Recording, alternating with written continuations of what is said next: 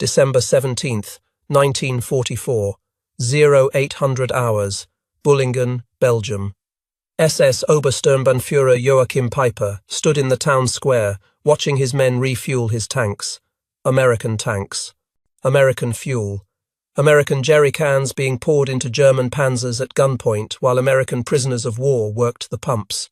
Peiper commanded Kampfgruppe Peiper, the spearhead unit of the 1st SS Panzer Division Leibstandarte Adolf Hitler, 4,800 men, 117 tanks and assault guns. His mission was simple.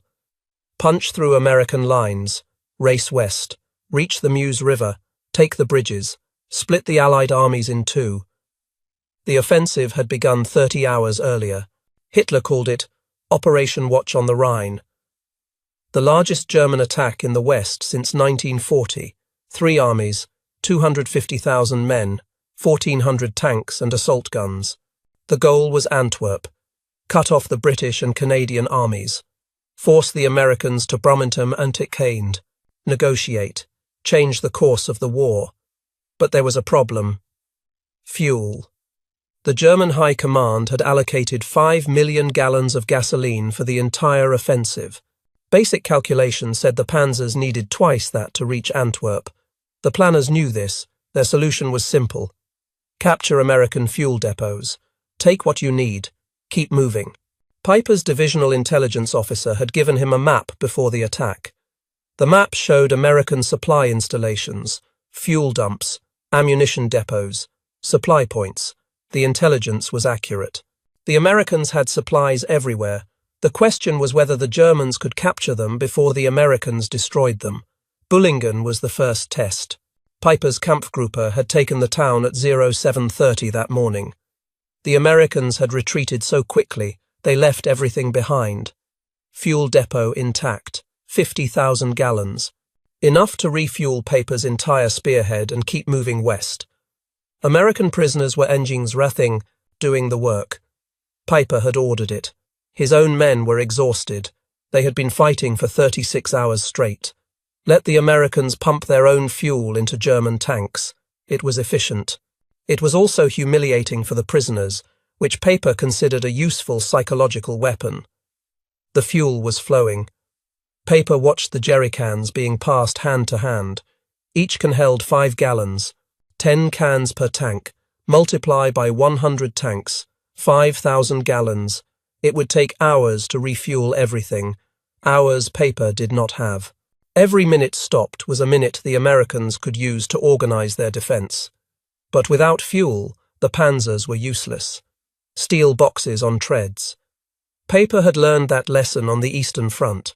The best tank in the world meant nothing with an empty gas tank. The Wehrmacht had lost more vehicles to fuel shortages than to Soviet action in 1943. Entire divisions immobilized. Tanks abandoned. Positions overrun because the Action Dome. Panzers could not move. Now here in Belgium, the same problem. German logistics had collapsed. The fuel allocated for the offensive was stuck somewhere behind the lines. Traffic jams. Bombed roads. American fighter bombers attacking anything that moved during daylight. The supply trucks were not coming, which meant Peiper had to capture American fuel or stop advancing. One of his officers, Hauptsturmführer Gerd Neuski, walked over. Neuski was Peiper's personal staff officer. He had been with Peiper since France. Good officer, reliable. Neuski reported that the fuel situation was worse than expected. The 50,000 gallons at Bullingen would get them to Stavelot. Maybe. After that, they would need more. Peiper already knew that. His intelligence map showed another depot at Stavelot, larger than Bullingen. The Americans would probably defend it or destroy it. Either way, Peiper had to reach it. Fast. The refueling continued. Peiper walked through the captured depot. American. Supplies stacked everywhere. Ammunition crates, medical supplies, rations, winter clothing, everything organized, everything labeled, everything abundant. He picked up one of the ration boxes. Small cardboard container. Brown. Waterproof coating. The label said K-ration. Meal. Combat. Individual. Breakfast unit. Paper opened it. Inside was a can of chopped ham and eggs, hard biscuits, a chocolate bar, 4 cigarettes, instant coffee, sugar tablets, chewing gum, a wooden spoon, matches, toilet paper, can opener. Everything a soldier needed for one meal, packaged in a box the size of a book, weight less than 1 pound, no cooking required, no field kitchen needed, just open and eat. Piper had commanded combat units since 1940. He knew what German soldiers received as rations. The standard German field ration, when it arrived at all, required cooking. It came in bulk containers that needed field kitchens to prepare. The bread was hard, the meat was mostly fat, the quality had been declining since 1943. By late 1944, frontline units were lucky to receive anything. Piper's own Kampfgruppe had left Germany with 3 days of rations. Those rations were gone. His men had been eating whatever they could find. Captured American food. Food taken from Belgian civilians. Some units had slaughtered horses. He looked at the K-ration box in his hand. The manufacture date stamped on the bottom said October 1944, 2 months old. The Americans were producing these rations so recently that supplies manufactured weeks ago were already at the front. His staff officer Neuski came over. Paper handed him the K-ration box. Neuski opened the ham and eggs can and ate it cold. His face showed surprise. The food was good, better than anything German soldiers had eaten in months. Neuski looked at the other items in the box. Real coffee, real chocolate, American cigarettes, even the small luxuries, matches, toilet paper, gum. Piper said nothing. He was doing calculations in his head. If every American soldier received 3 of these boxes per day, that was 3 meals. If there were 10 million American soldiers worldwide, that meant 30 million individual meal boxes every day, 900 million per month. The industrial capacity required to produce that number was staggering. Germany had never produced anything on that scale. The entire German armaments industry had been mobilized for total war since 1939. They produced tanks, aircraft, ammunition, but they could not produce enough food to feed their own soldiers properly. And here the Americans were packaging individual meals in waterproof boxes with luxuries like chewing gum. Neuski pointed out something else. The depot had hundreds of these boxes, maybe thousands, and this was just one supply point in one small town.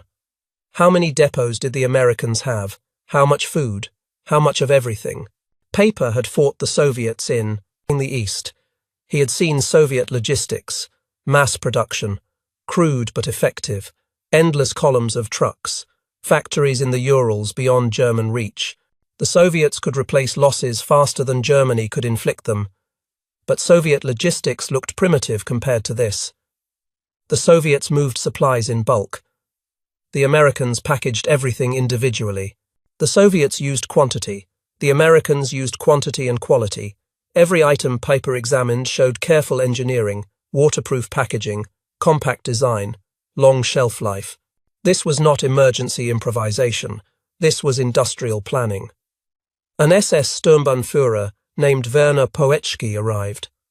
Poetschky commanded what remained of 1st SS Panzer Battalion. He had lost tanks during the advance and needed resupply. His battalion was running low on fuel and ammunition. Paper told him the fuel was being distributed now. Ammunition would come from captured American stocks. They had found crates of American 75mm shells that fit German guns. Take what you need. Keep moving. Poetschka asked about food. His men had not eaten since yesterday. Paper pointed to the rations. American K-rations. Take as many as you need. The men should eat now and carry more. There was no telling when the next supply opportunity would come. Poetschka picked up several boxes and distributed them to his tank crews. The men opened the boxes and ate. Paper watched them, experienced soldiers, veterans of France and Russia. They were eating American emergency field rations and treating them like feast food, because compared to what they normally received, it was. The refueling finished at 09:30. Paper gave the order to move out. The Kampfgruppe formed into march column. Tanks first. Half-tracks next, support vehicles last. The column stretched for several kilometers. Paper's command vehicle took position near the front. The route led northwest towards Stavelot, 14 kilometers, maybe 20 minutes at speed on good roads. But the roads were not good. Mud, refugees, destroyed vehicles. The Americans were retreating but fighting. Every village had to be cleared. Every bridge had to be checked for demolitions. Paper's intelligence map showed a major fuel depot at Stavelot, larger than Bullingen. The map indicated the depot was near the town but did not show the exact location. Paper assumed it would be obvious. Supply depots were large installations. Vehicles. Storage tanks. You could not hide something that big. The Kampfgruppe reached Stavelot at 1200 hours. The town sat on both sides of the Amblève River. Stone bridge in the center. American forces were defending the bridge. Paper's lead tanks engaged them. The Americans had anti-tank guns and were fighting hard. The battle for Stavelot lasted 3 hours. Piper's forces eventually forced the Americans back across the river. German engineers checked the bridge, not demolished. Intact. The Americans had tried to blow it, but the charges failed to detonate. Lucky. Without that bridge, the entire advance would stop. Paper's units crossed the bridge and entered the western part of Stavelot. They searched for the fuel depot. Intelligence said it was here. Near the town. Large quantities. Enough fuel to keep the offensive moving for days. They found nothing. Paper sent reconnaissance teams in all directions. Check the outskirts. Check the roads. Check every building. The fuel depot had to be somewhere. The Americans would not abandon 3 million gallons of gasoline. They would either defend it or destroy it. But Piper's men found no evidence of either. At 1500 hours, one of his reconnaissance officers reported finding American supply dumps north of the town, small amounts, jerry cans scattered along the roads, maybe a few thousand gallons total, not the major depot, not what intelligence had promised. Paper made a decision. The fuel depot either did not exist or the Americans had already evacuated it. Either way, he could not wait. His Kampfgruppe had enough fuel to continue the advance. Not much, but enough. The mission was to reach the Meuse River. Every hour stopped was an hour wasted. Move on. The Kampfgruppe departed Stavelot at 1600 hours and continued west. Behind them, American engineers moved back into position. They had been watching from the hills. Once the Germans passed, they secured the bridge approaches. Stavelot would not fall completely. The Americans would hold positions south of the river. What Paper did not know was that the fuel depot existed. It was there. 3,200,000 gallons of gasoline, stored in 5-gallon jerry cans, stacked along a 5-mile stretch of road. Depot number 2 and depot number 3, located 800 feet north of the road Paper had used to approach Stavelot, 300 yards away. Paper had driven past 3 million gallons of fuel and never saw it. The Americans had not hidden the depot. They had not camouflaged it. The jerry cans were stacked in plain sight along the roadside. Thousands of them, millions of gallons, right there. But Piper expected a fuel depot to look like German depots looked. Storage tanks, buildings, vehicles, infrastructure. The American depot was just jerry cans, stacked, waiting, no guards, no vehicles, no buildings, just fuel in portable containers ready to be distributed wherever needed. Paper rolled past it, looking for something that looked like a depot. He never found it because he was looking for the wrong thing. After the war, an American historian named Major Ken Heckler interviewed Piper. Heckler told Paper about the depot. 3 million gallons, 300 yards from your route. Piper shrugged. He said he expected fuel to be piled in town squares like at Bullingen. When he did not find it in Stavelot, he assumed the Americans had moved it. That missed depot changed everything. With 3 million gallons, Piper could have refueled his entire Kampfgruppe multiple times. He could have refueled other German units. He could have kept the offensive moving. The fuel crisis that eventually stopped the German advance would not have existed, but Piper never found it. and without fuel, his advance was doomed. December 21st, 1944. Stoumont, Belgium. Major Hal McCown crouched in a cellar listening to German tanks surrounding his position. McCown commanded 2nd Battalion, 119th Infantry Regiment, 30th Infantry Division. His battalion had been fighting Paper's Kampfgruppe for 3 days. Now they were cut off. The situation was deteriorating fast. German armour was everywhere. American defensive positions were collapsing.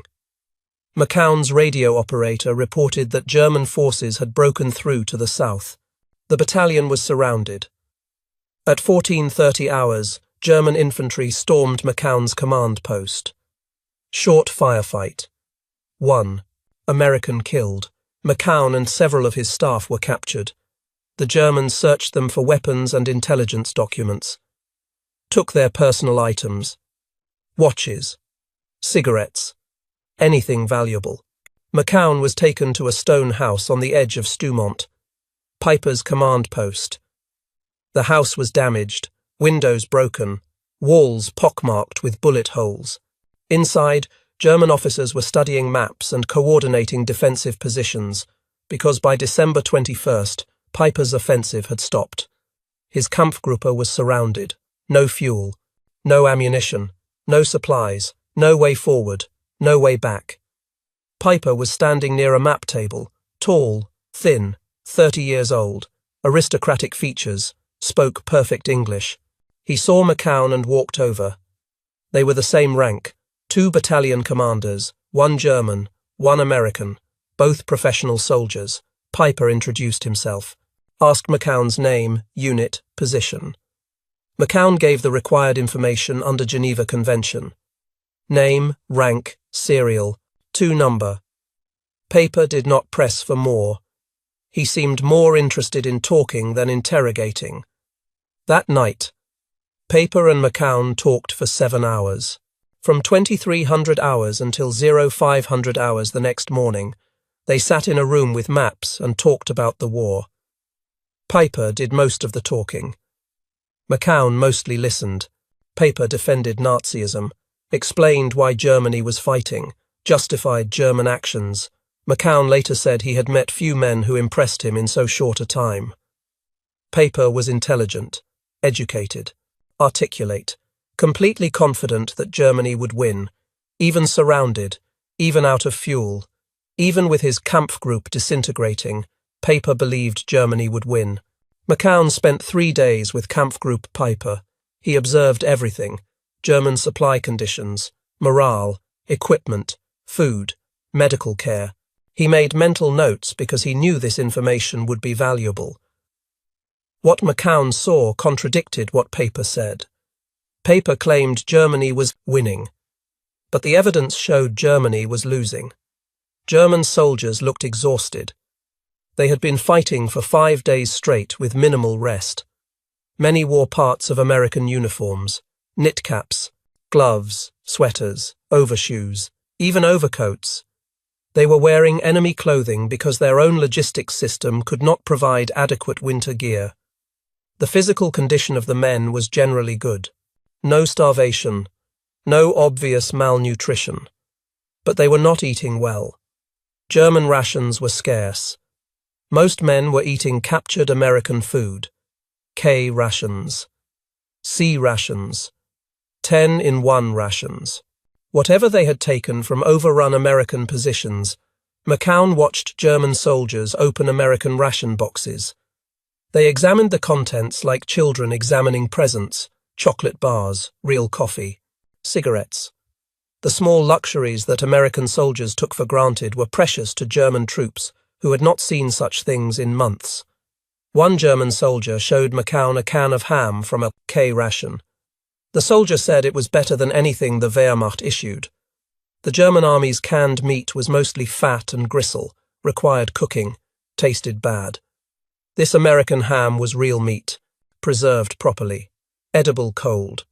The soldier said if Germany could produce rations like this, the war would be different. McCown said nothing.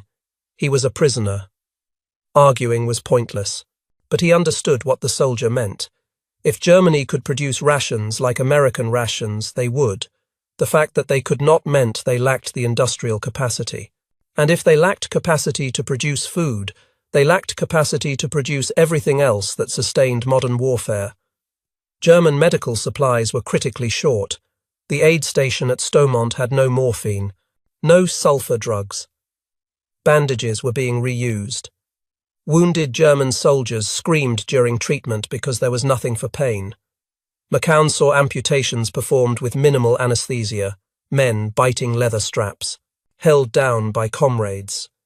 Sawing through bone while the patient was conscious, American medical practice would consider that medieval.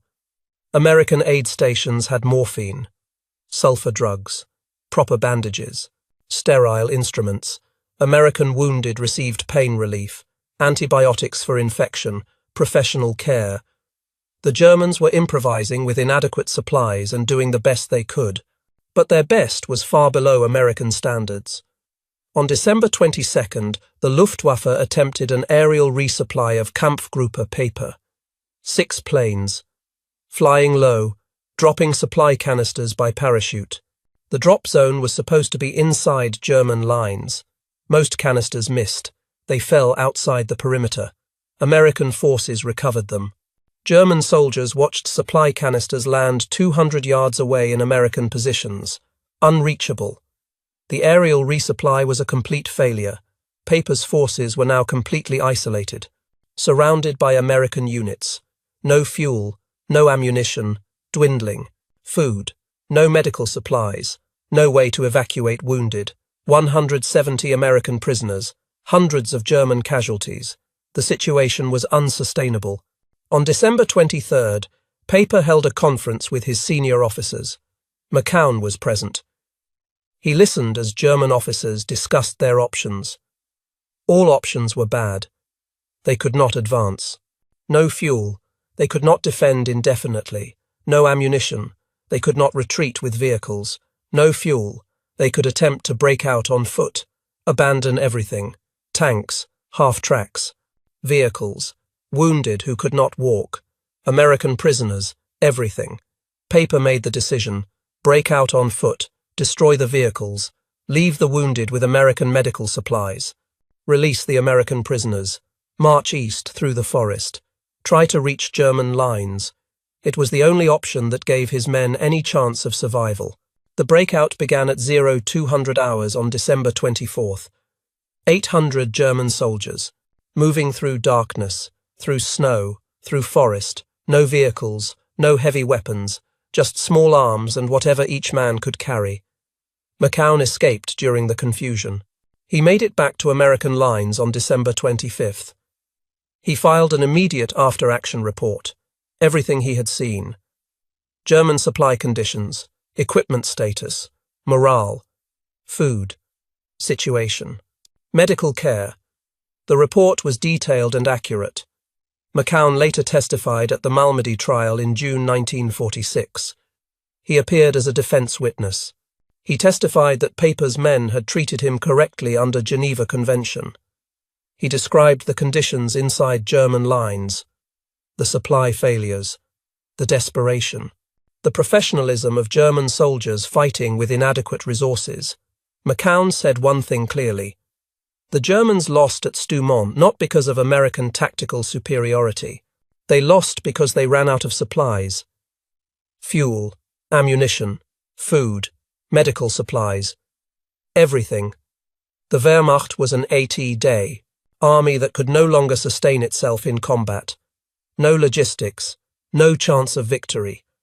Paper abandoned 7 Tiger II tanks at L'Église, 50 medium tanks, 70 half-tracks, 135 vehicles, everything immobilized because the fuel tanks were empty. Some of the most advanced armored vehicles in the world, left behind, useless. The tanks were intact, functional, loaded with ammunition. But without gasoline, they were just metal sculptures. Belgian civilians later recovered the vehicles. Some were placed in museums. Visitors ask why the Germans left them behind. The answer is always the same. No fuel, the tanks could not move, the crews could not stay. so they were abandoned. January 1945. Prisoner of war camp, France. General Oberst Hasso von Manteuffel sat in an interrogation room, answering questions from American intelligence officers. Manteuffel commanded 5th Panzer Army during the Ardennes offensive. Professional soldier, career officer, Eastern Front veteran. He had opposed the Ardennes plan from the beginning. The American officers asked detailed questions. What were German objectives? What resources were allocated? What went wrong? Manteuffel answered honestly. The war was over for him. No reason to lie. His answers would become foreign military studies manuscripts, official documents, historical record. Manteuffel explained that he and Field Marshal Model had argued against Hitler's plan. They wanted a limited offensive, smaller objectives, realistic goals. Hitler wanted Antwerp, cross the Meuse River, split the Allied armies, force negotiations. Hitler's plan was strategically impossible with available resources. The fuel allocation made success impossible. 5 million gallons for 3 armies, 1,400 tanks, thousands of vehicles. Basic mathematics showed it was insufficient. The planning assumed capturing American fuel depots. That assumption was a gamble. You cannot base military operations on inventie militaire, capturing enemy supplies. What if the Americans destroy the depots? What if you cannot find them? What if they defend them successfully? All 3 scenarios happened. Some depots were destroyed. Some were never found. Some were defended. The fuel crisis began immediately and never stopped. Manteuffel said his tank units were crying for fuel as early as December 19th. Second day of the offensive. Units were already running dry. Supply trucks were not reaching the front. Captured fuel was insufficient. The entire offensive was grinding to a halt because panzers sat immobilized, waiting for gasoline that never arrived. The American interrogators asked about German logistics in general. Manteuffel was frank. German logistics had collapsed. Not just during the Ardennes offensive, the entire system. Since 1943, maybe earlier, the Eastern Front destroyed German logistics. The distances were too great. The roads were too poor. The Soviet resistance was too strong. German trucks broke down faster than they could be repaired. Railways were constantly under attack. The Wehrmacht became dependent on horses, hundreds of thousands of horses, pulling supply wagons like in 1870. By late 1944, some German divisions had more horses than German divisions in World War I. Mechanized warfare fought with horse-drawn logistics. The contradiction was fatal. Tanks moved faster than horses. Panzers could advance 20 kilometers in an hour. Supply wagons needed a full day to cover the same distance. Combat units outran their logistics and then stopped, immobilized, waiting for supplies that arrived too late or not at all.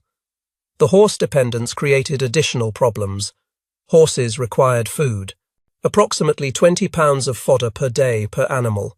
A division with 5,000 horses needed 50 tons of horse feed daily just to sustain its logistics system. That feed had to be transported on roads already congested with military traffic. Horses also died. From exhaustion. From air attacks. From inadequate feed. Dead horses blocked roads and required burial or disposal. American logistics used trucks exclusively.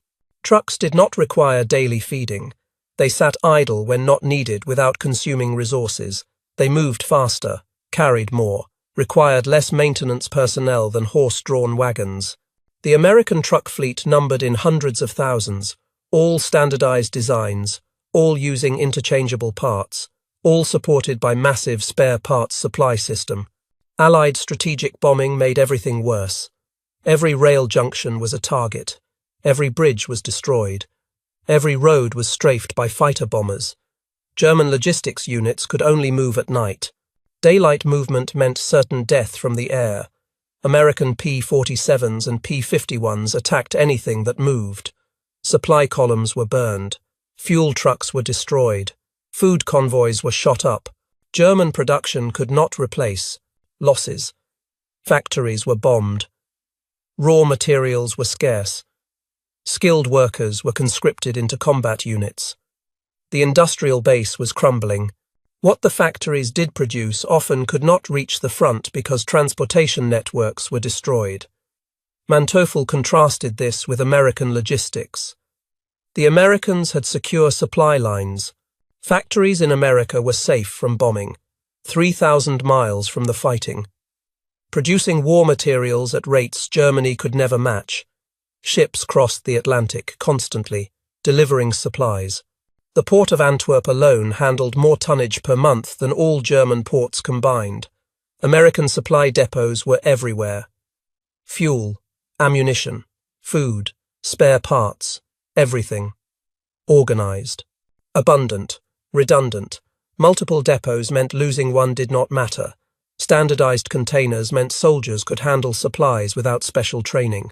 Abundant production meant waste was acceptable if it increased speed of distribution. German. Logistics had no excess capacity. Every supply dump was critical. Every fuel truck was precious. Every ration was counted. The Wehrmacht operated on the edge of collapse constantly. One disruption meant crisis. 2 disruptions meant disaster. The American officers asked Manteuffel when he knew Germany would lose the war. Manteuffel said he knew in 1943 after Kursk. The Wehrmacht could still win battles, but winning battles was not enough. Germany needed to win the war. That required resources Germany did not have. Industrial capacity, oil, food, manpower, time. The Americans had all of those things. Functionally unlimited industrial capacity. Secure oil supplies from Texas and the Middle East. Agricultural production that fed both military and civilians. A population of 130 million. Time to mobilize that population and deploy it. Germany had lost the resource war before the shooting war ended. Once America entered the conflict, German defeat was inevitable. Not immediate, not easy, but inevitable. The mathematics were simple. America could produce more tanks, more planes, more bullets, more food, more everything than Germany could destroy. Eventually, American material superiority would grind German resistance into dust. The Ardennes offensive was a final desperate gamble. Use the last strategic reserves, achieve one dramatic victory, force the Allies to negotiate. Hitler believed will and courage could overcome material disadvantage. Manteuffel knew better, will and courage matter. But logistics matter more. An army without supplies cannot fight regardless of how brave its soldiers are. The offensive failed. German losses were catastrophic. 600 tanks destroyed or abandoned. 34,000 killed. 60,000 wounded or missing. The Wehrmacht's last mobile reserves were gone. After the Ardennes, Germany could only retreat. No more offensives, no more grand strategic plans, just fighting, delaying actions, until the inevitable end. Manteuffel was asked to write detailed reports on the Ardennes offensive. 5th Panzer Army operations. Planning, execution, lessons learned. He wrote 148 pages, then another 161 pages. Foreign Military Studies manuscripts B151 and B151A, Professional Military Analysis. Balanced assessments. Credit to American performance. Honest evaluation of German failures. His tone was clinical, detached, professional. He faulted German shortcomings. He credited Allied successes. No excuses. No propaganda. Just factual analysis. This is what happened. This is why it happened. These were the mistakes. These were the consequences. Other German generals were less honest in their post-war statements. They blamed Hitler. They blamed weather. They blamed bad luck. They blamed everything except the fundamental problem. Germany lacked the industrial and logistical capacity to sustain modern warfare against opponents with superior resources. Manteuffel did not make excuses. He stated facts. Germany lost because Germany was outproduced, outsupplied, and outsustained. The German army in December 1944 was still capable of tactical excellence. But tactical excellence without strategic resources meant eventual defeat. The interrogation concluded. Manteuffel was returned to the prisoner compound. He would spend the next year in American custody, then release, then return to Germany, then a long post-war life. He lectured at West Point in 1968. He gave interviews for documentaries. He remained a professional soldier, providing honest analysis until his death. His legacy was his honesty. Unlike many German generals who rewrote history to excuse failures, Manteuffel told the truth. The Ardennes offensive failed because of logistics. The war was lost because of industrial capacity. No amount of tactical skill could overcome material disadvantage. February 1940, 6. Nuremberg, Germany. SS Oberstgruppenführer Josef Dietrich sat in a cell waiting for his trial. Dietrich commanded 6th SS Panzer Army during the Ardennes offensive. Former butcher. Hitler's bodyguard. Promoted far beyond his competence. An American psychiatrist named Leon Goldensohn interviewed Dietrich. Goldensohn was documenting the psychological state of Nazi war criminals. He talked with Dietrich on February 28th. The conversation ranged across multiple topics: the war, National Socialism, the offensive, defeat. At one point, Dietrich made a sardonic comment about his army. He said, "We call ourselves the 6th Panzer Army because we have only got 6 panzers left." Dark humour, gallows humour, but accurate. The offensive had destroyed his army. Losses were staggering, equipment gone, men dead or captured. What remained barely qualified as a functioning military unit. Dietrich was not a strategic thinker. Hermann Göring later said of him, "He is decent but stupid." He had at most the ability to command a division. Hitler had given him an army. The results were predictable. 6th Panzer Army was supposed to lead the main thrust. Instead, it bogged down immediately. Poor planning. Traffic jams. Fuel shortages. American resistance. Dietrich's army was allocated fuel for 90 to 100 miles of travel. The distance to Antwerp was 140 miles. Even if everything went perfectly, the fuel allocation was insufficient. The plan explicitly required capturing American gasoline depots. Without captured fuel, the offensive could not succeed. The entire operation was premised on taking enemy supplies. That dependency revealed German logistical bankruptcy. You cannot plan military operations around capturing enemy resources. It is desperation disguised as strategy.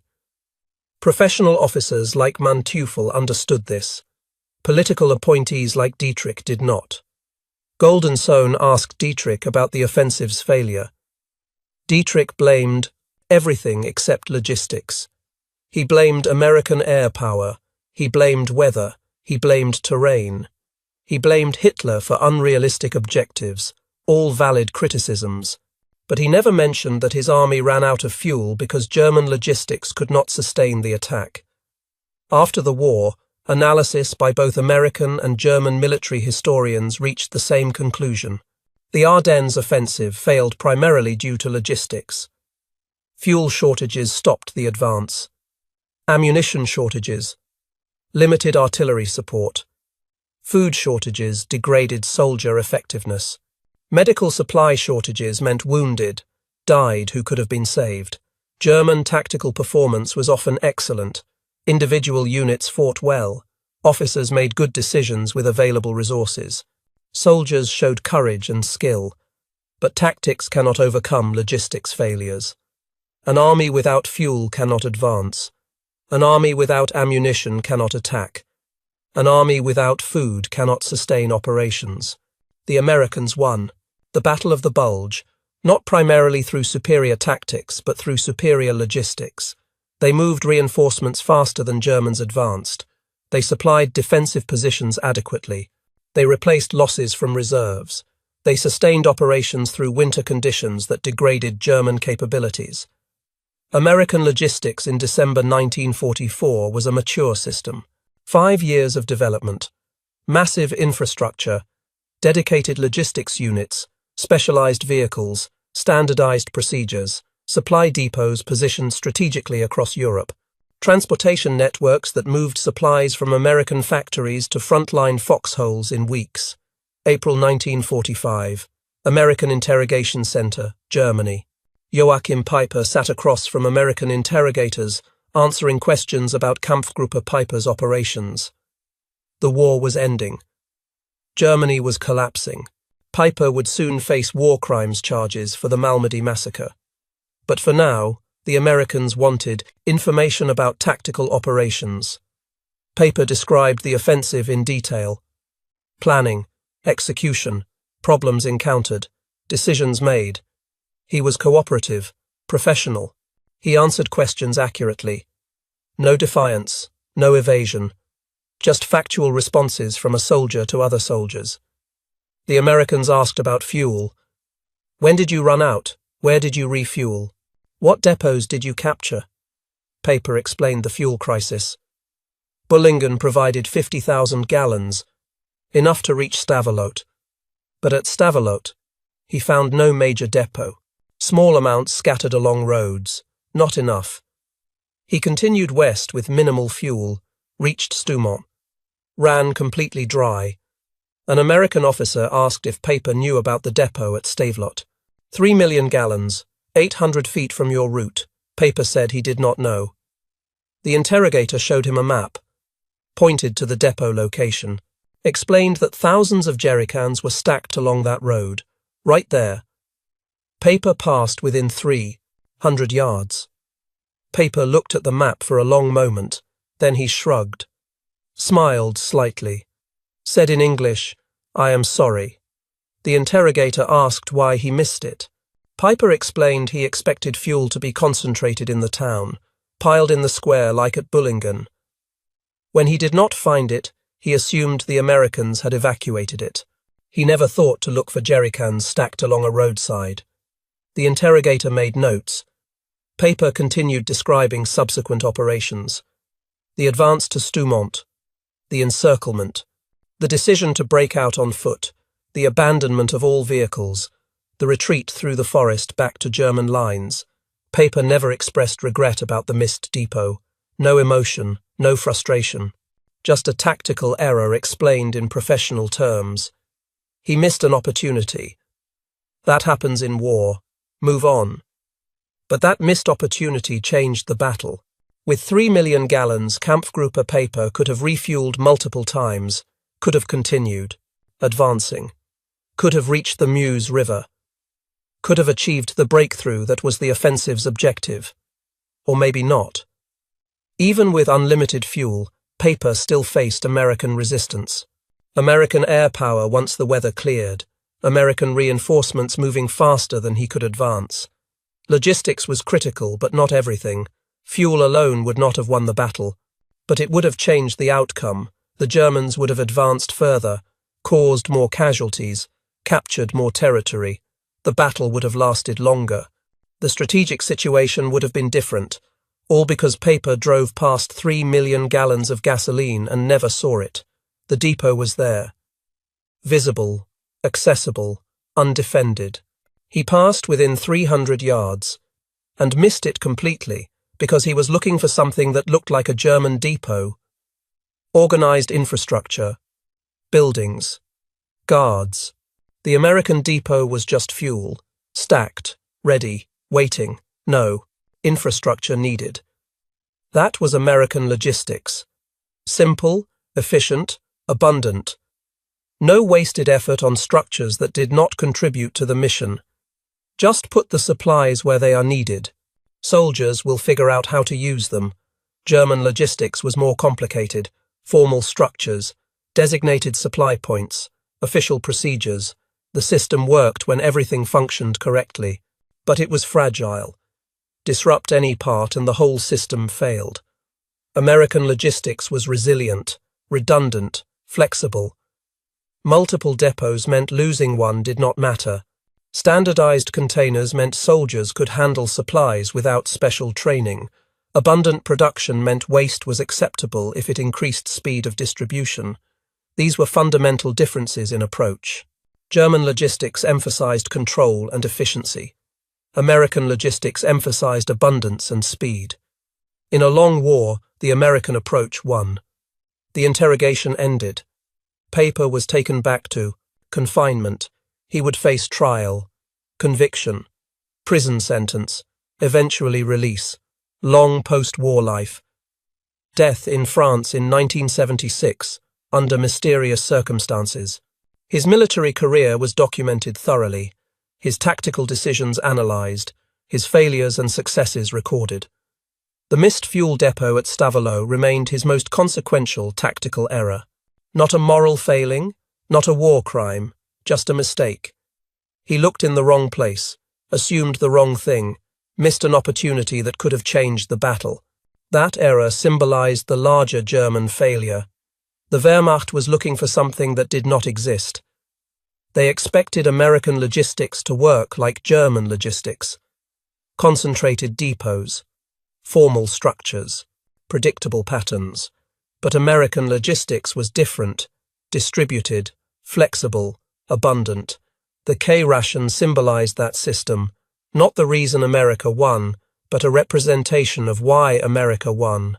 105 million K-rations produced, in 1944 alone, each containing 2,830 calories across 3 individually packaged meals, manufactured in American factories, safe from bombing, shipped across the Atlantic, distributed to soldiers fighting on multiple continents simultaneously. German soldiers opened these boxes and saw food. They should have seen industrial capacity, transportation networks, an economic system that produced millions of meal packages monthly and delivered them anywhere needed. The small luxuries included chocolate and cigarettes and chewing gum, demonstrated excess capacity. America could afford to add non-essentials because their production was that abundant. German rations by 1944 reflected a failing system, inadequate nutrition, poor quality, irregular distribution, dependence on field kitchens that could not always operate. Everything reflected resource scarcity and industrial strain. When Germany surrendered in May 1945, Wehrmacht soldiers were starving, rations had collapsed, supply systems had disintegrated. Many German prisoners of war gained weight in American captivity because they received regular meals for the first time in months. One German prisoner said, "When I was captured, I weighed 128 pounds. After 2 years as an American prisoner of war, I weighed 185. I had gotten so fat you could no longer see my eyes." American prison camp rations were better than German combat rations. The Battle of the Bulge ended in January 1945. German forces withdrew to their starting positions. American forces counterattacked. By March, the Allies had crossed the Rhine. By April, they were surrounding Berlin. By May, Germany surrendered unconditionally. The Ardennes offensive consumed Germany's last strategic reserves without achieving strategic objectives. It delayed Allied advances by several weeks and inflicted casualties. But it did not change the war's outcome. The 14 units committed to the Ardennes were the best Germany had left. After the offensive, those units were gone, destroyed, scattered, incapable of sustained operations. American forces grew stronger in that same period. More divisions arrived from the United States. More equipment, more supplies. The logistics system continued functioning efficiently. When Germany surrendered, American forces in Europe were at peak strength and capability. Germany lost World War II because it could not sustain modern warfare against opponents with superior industrial and logistical capacity. Strategic errors and tactical mistakes contributed, but the fundamental disparity was economic. The United States and Soviet Union both possessed industrial economies capable of producing war materials faster than Germany could destroy them. Germany did not. That disparity determined the outcome. American logistics superiority extended beyond rations. Consider vehicle production. The United States manufactured 400,000 trucks during the war. Germany produced 140,000. American factories delivered 63,000 tanks. German factories delivered 46,000. But German tanks required more maintenance, more fuel, more spare parts. American tanks were simpler, more reliable, easier to maintain in field conditions. The gap widened in aircraft production. America built 300,000 military aircraft during the war. Germany built 120,000. American bombers struck German factories with impunity, while American fighters controlled European skies. German aircraft production declined throughout 1944, despite desperate efforts to increase output. Allied bombing destroyed factories faster than Germany could build new ones. German soldiers at the Battle of the Bulge understood this disparity. They saw American equipment abandoned intact because retreating forces had no time to destroy it. They captured American supply dumps containing more food and ammunition than they had seen in months. They wore American uniforms because German logistics could not deliver adequate winter clothing. Every interaction with captured American supplies reinforced the same lesson.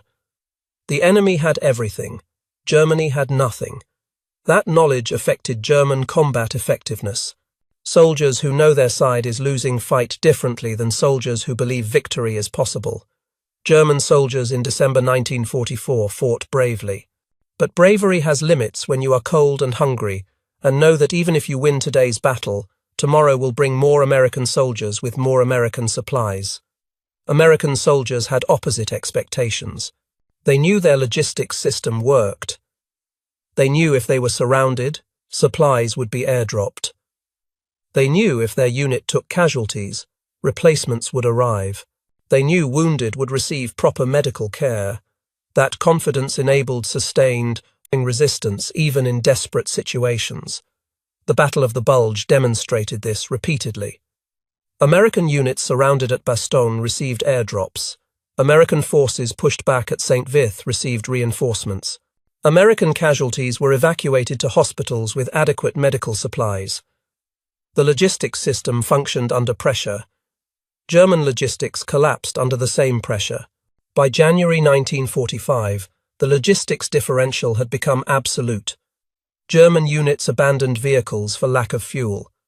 American units had excess fuel stockpiled. German soldiers scrounged food from civilians. American soldiers received hot meals in field kitchens. German wounded lay in aid stations without morphine. American wounded received pain medication and antibiotics. The final months of the war confirmed what the Battle of the Bulge had demonstrated. Germany could not sustain military operations against an enemy with functioning logistics. As German supply lines disintegrated completely, Wehrmacht units surrendered en masse, not because they lacked courage or tactical skill, but because they lacked food, fuel, ammunition, and hope. When American forces entered Germany in 1945, they found a country whose infrastructure had been destroyed by strategic bombing. Factories were rubble, rail yards were craters, roads were impassable. The industrial base that had supported German military operations no longer existed. Meanwhile, American factories continued producing war materials at full capacity.